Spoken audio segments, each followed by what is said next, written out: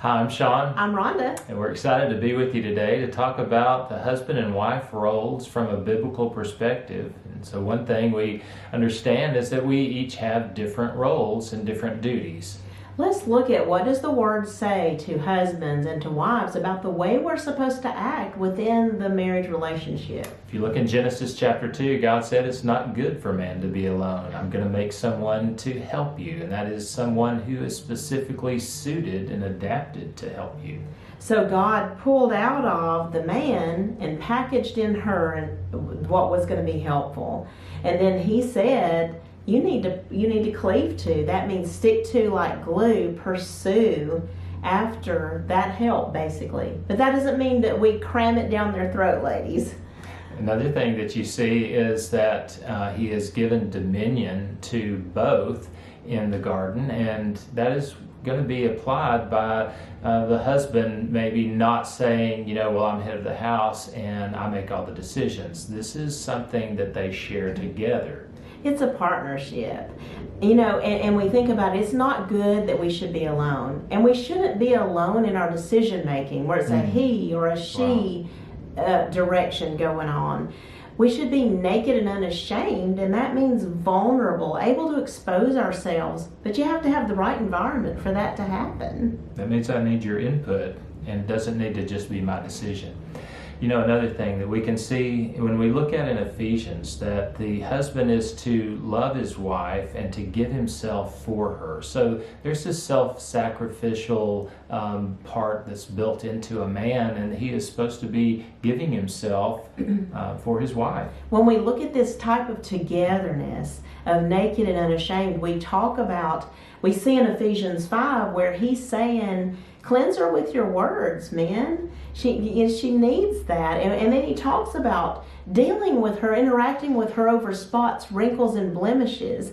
And we look at this as the conflict, the issues that couples need to resolve. And we see Ephesians 5 as saying, come in there and deal with these things and engage with her over it.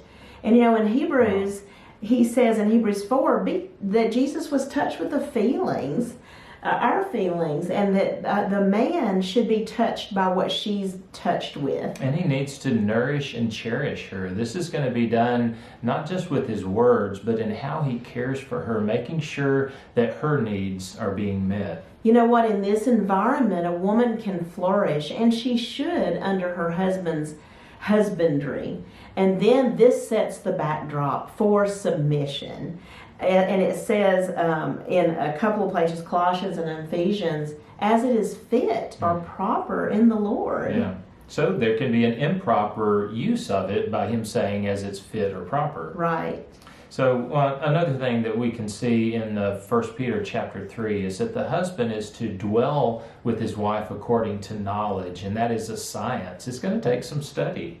And it also says in 1 Peter 3 that, ladies, if you're not winning him with your words, do it without words, because a man can be won and is more influenced by respectful behavior. It can speak a lot more loudly to him than words, with that meek and quiet spirit about us. When we approach a man like that, he's more apt to receive the help that we have to offer. It also says that the husband is to give honor unto the wife as unto the weaker vessel. This is a special prizing of her. This is him showing a valuation for her and esteem for her and what she brings to the relationship. In 1 Corinthians 7, it's all about meeting our core needs. When we come into covenant, we give ourselves to each other. And because of that, we have an obligation before God to meet those core needs. Another thing that you see is that he said that we don't have power of our own body. The wife has power over the husband's body. The husband has power over the wife's body. So we need to be recognizing, I'm not my own. I belong to my spouse. We give due kindness to our spouse. These are the things that our spouse needs. And we don't defraud or hold back. And that has to do with not taking away from my spouse what my spouse highly values, highly prizes. There are core needs nobody else is supposed to meet but within the marriage. And also he says that we're to be seeking to please our spouse. He says that you're going to be caring for the things of the world if you're married. That means we need to be paying specific attention to what does it take to please my spouse? What do they need? Yeah, and then when we look at all of these things, when we look at resolving issues together, keeping the blockades out from between us so that we can be vulnerable and exposed to each other to become one. I think about Colossians 3 where it says, husbands, love your wives, but don't be bitter against them. This can be angry or resentment at being treated unfairly. So we need to pay particular attention to that. Am I allowing some bitterness there because I think that my wife isn't treating me in a fair way? And we look in Malachi chapter 3 where it talks about a man dealing treacherously with his wife. You know, he says the altar's covered with tears, weeping, and crying out. You know, this treachery is dealing unfaithfully or is a betrayal of trust. So we need to make sure that we are keeping the faith within our marriage and that we're not doing something to betray our spouse's trust in us. You know, and when we look at marriages that are challenged, when you even look at the research about marriages, you see that a lot of times the man, it doesn't have that detailed relational focus that the woman does. Yeah. And he needs to value that.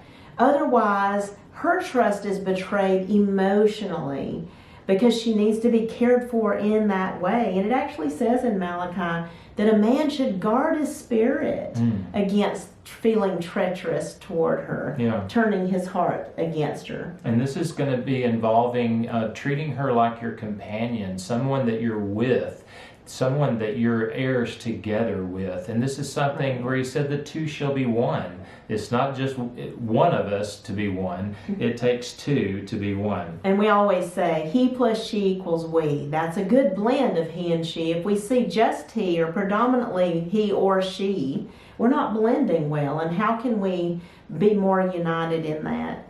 And so we want to look at, what are the specific chores and duties that each of us hold in the marriage relationship, and we need to look at what are your individual talents, because I think that we can have different roles among different marriages based on our individual skills. And we need to talk about our expectations. These are unique to you as a couple. So be careful that you don't come into relationship defining you must do this and I must do that. Right. And this is something that you can take time to study out these different scriptures that we've mentioned and kind of see what does this look like for your relationship to apply these concepts.